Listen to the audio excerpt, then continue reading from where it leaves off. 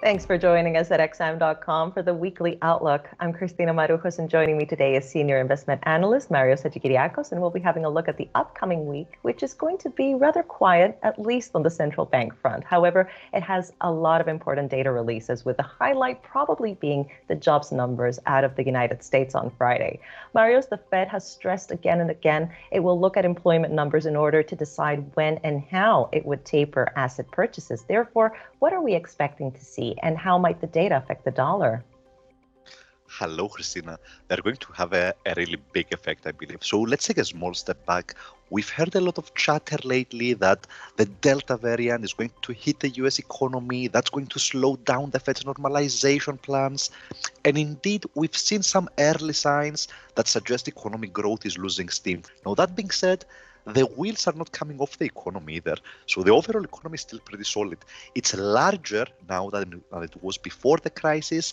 The labor market is recovering really quickly. And crucially, inflation is unlikely to cool anytime soon. We just got news today that the Supreme Court cancelled the latest ban on evictions, which means that going forward, we might see rents skyrocket in the US, and that could start to feed the inflation story as well. And the best part is that Congress is also pushing ahead with another massive spending package, this time on infrastructure in the trillions of dollars.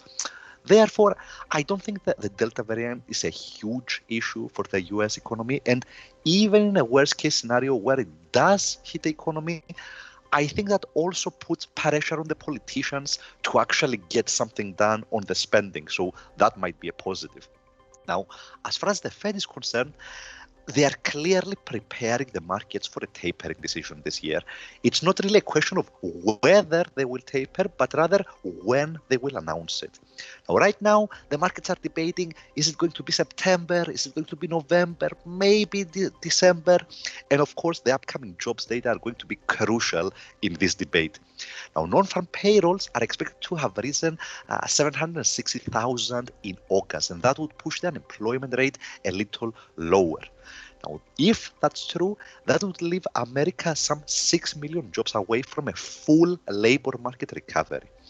Now, subtract from those 6 million around 2.5 million people that retired early because of the pandemic, and that means we are only really missing around 3.5 million jobs, which means that we could be back to full employment by the end of the year if this recovery pace continues.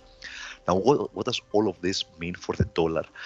I don't think it matters much whether the Fed pushes the tapering button in September or November. In the big picture, it's just a matter of time, right? What does matter is that the Fed is years ahead of the European Central Bank and the Bank of Japan in the normalization game. And over time, ultimately, this argues for the dollar to gain against the euro and against the yen as investors go back to carry trades. Now let's move into the Eurozone, because it has a barrage of data releases coming up, with the most important one probably being the Eurozone inflation print out on Tuesday. Arguably, Marios, the Eurozone economy has found its footing and vaccinations are rolling out nicely. Therefore, what is the outlook for the euro? Well, the Eurozone economy is doing better. Yes, vaccinations have gone into overdrive, virus restrictions have been rolled back. But it's not impressive, unfortunately. If you look at the recovery in the Eurozone, it pales in comparison to America's. So, for example, the Eurozone economy is still way smaller than it was before the crisis. It hasn't really recovered yet. And the risk is that this latest recovery phase we've seen, that might just be a reopening boom that fades towards the end of the year, right? Now, there are some positives. A very high vaccination rate. That means the Delta variant is not that big of a threat. Also, the recovery fund money are finally being distributed to member countries. Now, the problem with that is that the recovery package is way too small, and there isn't any real political appetite for any more because government debts have ballooned already. Now, long story short, the Eurozone is doing better, but the recovery isn't impressive. And the European Central Bank is well aware of this. What does that mean? They probably will not raise interest rates over the coming years. They won't even consider that, which over time argues for the euro to struggle against the currencies whose central banks will be raising interest rates. And finally, Marios, before I let you go, we're expecting GDP numbers out of Canada and Australia this week. What are we likely to see in the numbers, and how might that affect the loonie and the Aussie, respectively? Well, Canada and Australia are two completely different stories. So Canada is doing really well. Very high vaccination rate, high oil prices. A lot of that spending in the US is spilling over into neighboring Canada. And as a result of this, the Bank of Canada is removing stimulus. Slowly but surely, they are heading towards higher interest rates.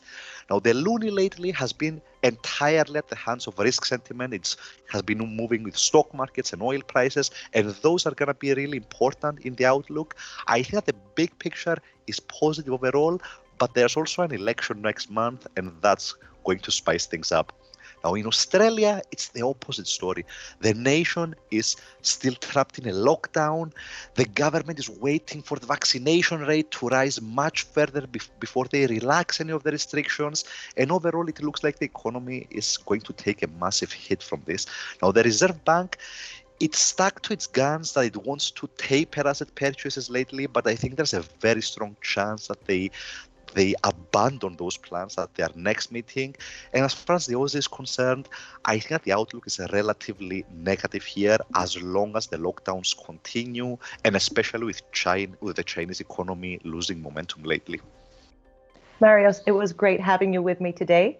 This was the Weekly Outlook here at xm.com.